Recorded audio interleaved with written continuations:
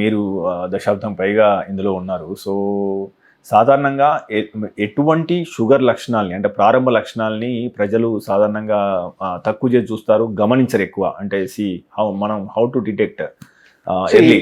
It is very easy to ask this question. Symptoms అనేది డయాబెటీస్లో, ఇప్పుడు diabetes 2 రకాలు, type 1, type 2. Type 1 diabetes అంటే పిల్లల్లో వచ్చే diabetes. That is only 10% of patients of whole diabetes. 90% of patients type 2 diabetes. Type 1 డయాబెటీస్లో మీకు సడన్గా wait తగ్గటం, urine ఎక్కువ అవటం, ఆకలి ఎక్కువ అవటం, ఇవన్నీ ఉంటాయి. కానీ టైప్ 2లో ఈ సిమ్టమ్స్ అన్నీ ఉండవు. ఓకే, అన్లెస్ మరీ బ్యాడ్గా అయిపోతుంది తప్పితే. అంటే దాన్ని మనం పట్టించుకోకుండా, ఎప్పుడు చెకప్ చేసుకోకుండా 500-600కి వెళ్ళిపోయి వెయిట్ లాస్ అప్పుడేమైనా వస్తాయి. కానీ అట్లా టైప్ 2 డయాబెటీస్ వచ్చేవాళ్ళు 5-10%.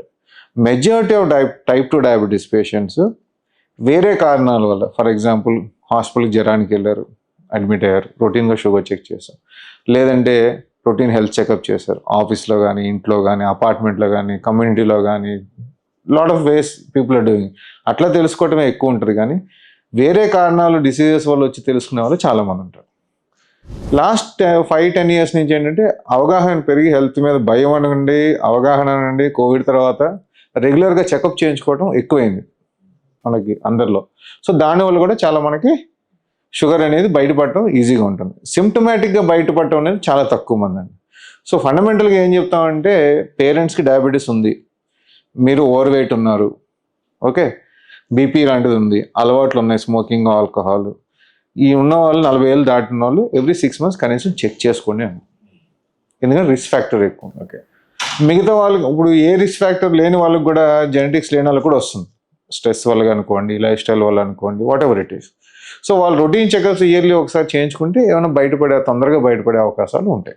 అర్లీ డిటెక్షన్లో ఏంటంటే మనకి మందులు లేకుండా మనం కంట్రోల్ చేసే అవకాశం పెరుగుద్ది. షుగర్ రాకముందు ఒక రకమైన జీవనశైలి ఉంటుంది. షుగర్ వచ్చిన తర్వాత అమ్మా నాకు షుగర్ వచ్చింది అని ఒక భావన, అప్పటి నుంచి తిండికి సంబంధించి రిస్ట్రిక్షన్స్, కాఫీ టీలకు సంబంధించి రిస్ట్రిక్షన్స్, అది 10 మందికి చెప్పడం, వాళ్ళ సానుభూతి వ్యక్తం చేయడం, ఇవన్నీ జరుగుతుంటాయి యాక్చువల్గా. సో యాక్చువల్గా షుగర్ వచ్చిన తర్వాత పేషెంట్లకు ఏమన్నా మానసికంగా ఇబ్బందులు కానీ, సమస్యలు కానీ ఉంటాయా? సో మీరు ఎట్లా కౌన్సిల్ చేస్తారు వాళ్ళని? డయాబెటీస్ అనేది డిసీజ్ కాదు, సో ఇట్స్ డిజార్డర్. మనం క్యూర్ చేయలేం. డిసీజ్ అయితే క్యూర్ చేస్తాం, డిజార్డర్ని మనం మేనేజ్ చేస్తాం. బీపీ కానీ, కొలెస్ట్రాల్ కానీ, షుగర్ కానీ. సో మేనేజ్ చేయడం అంటే ఏంటి, అర్థం ఏంటి, థైరాయిడ్ అని మన లైఫ్ లాంగ్ దాంతో జీవించాలి. ఓకే, ఇంకో ఎగ్జాంపుల్ చెప్తాను. మీరు బ్యాచులర్గా ఉంటారు, మ్యారేజ్ అని దానికి వెళ్తారు, 2 ఫ్యామిలీలు కలుస్తాయి, డిఫరెంట్ మెంటాలిటీ, ఎలా అడ్జస్ట్ చేసుకుని లైఫ్ లాంగ్ బతుకుతున్నారు. ఇది కూడా మన జీవితంతో దీంతో బతకాల్సిందే, వేరే చాయిస్ లేదు. సో అది ఫస్ట్ యాక్సెప్ట్ చేయాలి. First is acceptance. ఏంటి, ఇది నా జీవితాంతం ఉంటుంది, దీన్ని నా జీవితాంతం జాగ్రత్తగా చూసుకోకపోతే నాకు దెబ్బ పడుతుంది. సో ఆ ఆలోచన వచ్చినప్పుడు, ఫస్ట్ యాక్సెప్టెన్స్ వచ్చినప్పుడు ఆలోచన వస్తుంది దీంతో ఎలా బతకాలి అనేది. ఆ ఆలోచనకి డాక్టర్స్ హెల్ప్ చేస్తాం. ఎలా ఏంటి అనేది, ఏం తినొచ్చు, ఏం తినకూడదు, ఏం చేయొచ్చు, ఏం చేయకూడదు, ఎప్పుడు చెకప్ చేయించుకోవాలి, ఎన్ని రోజులకి ఒకసారి చెకప్ చేయించుకోవాలి, అసలు ఏమేమి చెకప్ చేయించుకోవాలి. ఏబీసీ అంటాం. First HbA1c, blood pressure, cholesterol maintain చేసుకోవాలి. రెండోది షుగర్ మేనేజ్ చేయడానికి మందులే కాదండి, ఎక్సర్సైజ్ చేయాలి, డైట్ చూసుకోవాలి, మందులు వేసుకోవాలి. 4th and important is follow up. అంటే ప్రతి నెల వచ్చి డాక్టర్ చూపించాలని కాదు, కనీసం ఇంట్లోనే చెక్ చేసుకోవాలి ఏం జరుగుతుందని. చాలామంది ఏంటంటే వాళ్ళు చెక్ చేసి మందులు పెడితే అయిపోయింది, దీనికి మళ్ళీ 1-2-3 సంవత్సరాల దాకా దాన్ని పట్టించుకోరు. That's not right. మీరు ఎలా అయితే జీవన లైఫ్ స్టైల్లో ఒక్కొక్కటి మేనేజ్ చేసుకుంటూ వెళ్తాము ఫ్యామిలీని, దీన్ని కూడా మేనేజ్ చేసుకోవాలి. కాబట్టి సర్వీసింగ్ అంటారు కార్ని. 3 నెలలకు ఒకసారి తీసుకెళ్తారు, బైక్ని 2 నెలలకు ఒకసారి తీసుకెళ్తారు, లేదా కిలోమీటర్లు అయితే తీసుకెళ్తారు. బాడీకి మాత్రం సర్వీసింగ్కి రారు. అంటే మెయింటెనెన్స్ దాని చీపర్ దాని రిపేర్ అని. సో రిపేర్ వచ్చేదాకా రారు. అదే బైకు, ఏదైనా టీవీ అనుకోండి, దానికి వారంటీ తీసుకుంటాం, ఎక్స్టెండెడ్ వారంటీ తీసుకుంటాం, దానికి సర్వీస్ చేస్తాం, ఏసీలకి సర్వీసింగ్ చేస్తాం. కానీ మనిషికి మాత్రం సర్వీసింగ్కి చెక్ చేసుకోవడానికి రారు. సో అది హ్యూమన్ మెంటాలిటీ, మీరని కాదు, నేనని కాదు, అందరి mentality.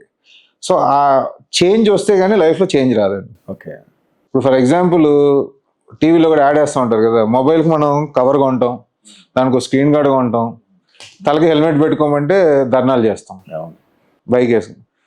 So we value our life most least than things. ఇప్పుడున్న లైఫ్ స్టైల్లో. అది మారితే ఆటోమేటిక్గా నీ గురించి నీకు ఆలోచన వస్తే డెఫినెట్గా బెటర్గా ఉంటారు. సో మెయింటెనెన్స్ సర్వీస్ చేయాలి, ఇయర్లీ సర్వీస్ చేయాలి, బ్రేక్ డౌన్ సర్వీస్ చేయాలి. అంటే ఏంటి? ప్రివెంటివ్ మెయింటెనెన్స్ రెగ్యులర్గా చేసుకోవాలి. ఒకవేళ ఈవెంట్ వస్తే చేసుకో. ఫర్ ఎగ్జాంపుల్ హార్ట్ అటాక్స్ వచ్చినాయి, అదే కిడ్నీ ప్రాబ్లమ్స్ వచ్చినాయి, నరాలు ఇబ్బందులు వచ్చినాయి, కళ్ళు ఇబ్బందులు వచ్చినాయి, వచ్చిందంటే అప్పుడు అది రాకుండా ఉంటేనే ప్రివెంటివ్ చేసుకోవాలి, వచ్చినాక మెయింటెనెన్స్ చేసుకోవాలి. ఓకే. సో ప్రివెంటివే చేయనప్పుడు ఏమవుద్ది? You land up in hospitals with lot of cost. ఏ హాస్పిటల్కి వెళ్ళినా కాస్ట్ అండి. ఇది అదేఅనేది లేదు, ఒక హాస్పిటల్ తక్కువ, ఒక హాస్పిటల్ ఎక్కువ అనేది. ఒకటి loss of pay, loss of wages, employment issues, family issues, hospital admit అయితే ఇవన్నీ తప్పించుకోవాలంటే ఏం చేయాలి? ప్రివెంటివ్ మెయింటెనెన్స్ చేసుకోవాలి.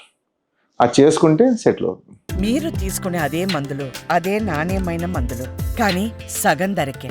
అవును, మెడ్ ప్లస్ బ్రాండ్స్ పై 50 to 80% తగ్గింపు.